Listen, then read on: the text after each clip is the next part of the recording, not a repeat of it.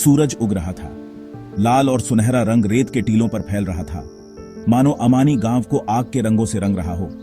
अमानी, जहां घर ऊंटों की तरह एक दूसरे से सटे हुए थे, जहां खजूर के पेड़ हवा में पुराने राज फुसफुसाते थे। 5 भाई रेगिस्तान के बेटे अजान की आवाज सुनकर जाग गए। नदीम सबसे बड़ा, मजबूत और दृढ़।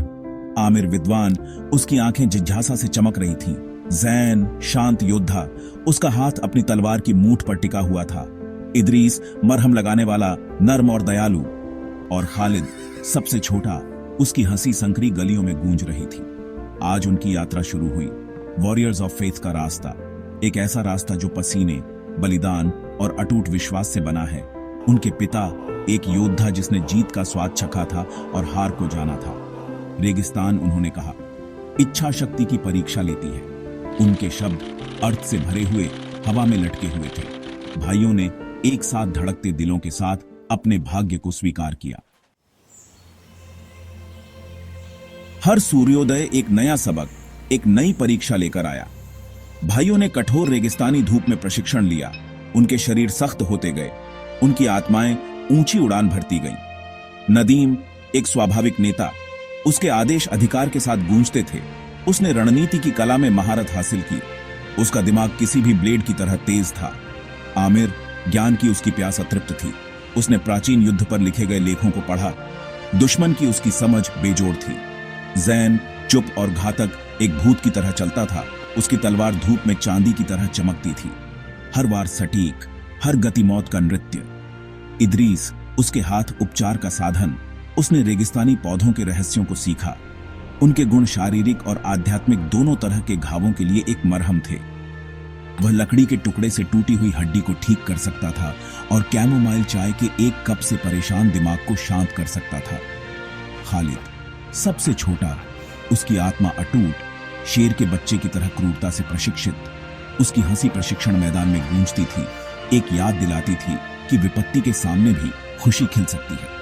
उनके दिन स्टील की खनक, अपने निशाने पर लगने वाले तीरों की फुसफुसाहट और अंतहीन आकाश के नीचे की जाने वाली प्रार्थनाओं की गुनगुनाहट से भरे हुए थे। एक तपती दोपहर, जब भाई एक बबूल के पेड़ की छाया में आराम कर रहे थे, तो उनके ध्यान में लाल रंग की एक झलक पड़ी। एक छोटा पक्षी, उसका पंख टूटा हुआ, रेत पर असहाय पड़ा था। खालिद, हमेशा दयालु, उसे धीरे से अपने हाथों में ले लिया।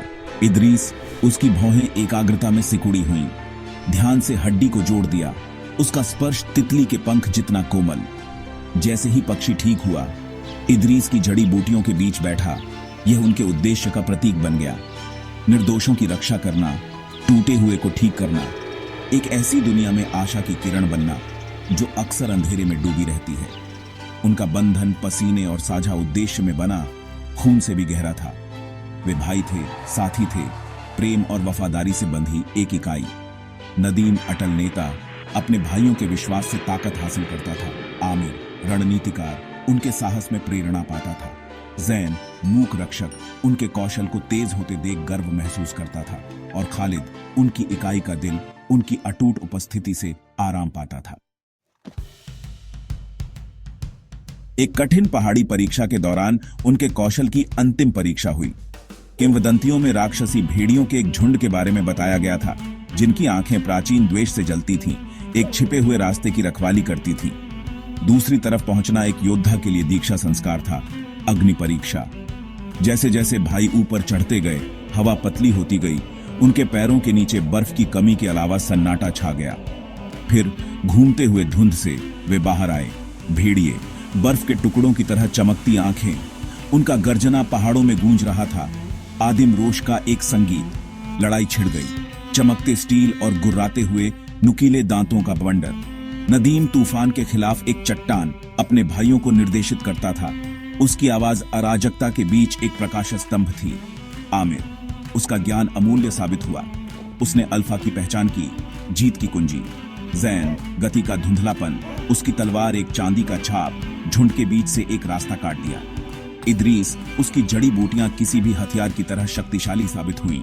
उसने जानवरों को भटकाने और कमजोर करने के लिए धुएं और लेप का इस्तेमाल किया।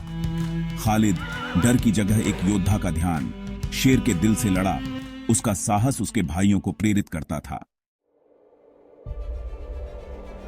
साल बीत गए, मौसम समय की रेत की तरह बदलते रहे। हर भाई अपनी परीक्षाओं से आकार पाया, एक अलग रास्ते पर चला। उनकी नियति अपने लोगों के भाग्य के साथ जुड़ी हुई थी।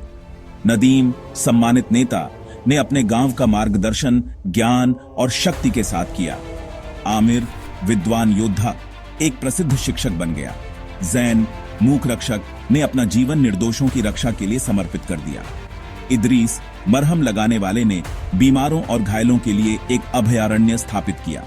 खालिद, साहसी, एक प्रसिद्ध कहानीकार बन गया। 5 भाइयों की विरासत जीवित रही। उनके नाम उनके लोगों के दिलों में अंकित थे। वे विश्वास, साहस और भाईचारे के अटूट बंधन की स्थायी शक्ति के प्रमाण थे। उनकी कहानी पीढ़ी दर पीढ़ी चली आ रही है, एक अनुस्मारक के रूप में कार्य करती है कि सबसे कठोर रेगिस्तान में भी आशा खिल सकती है।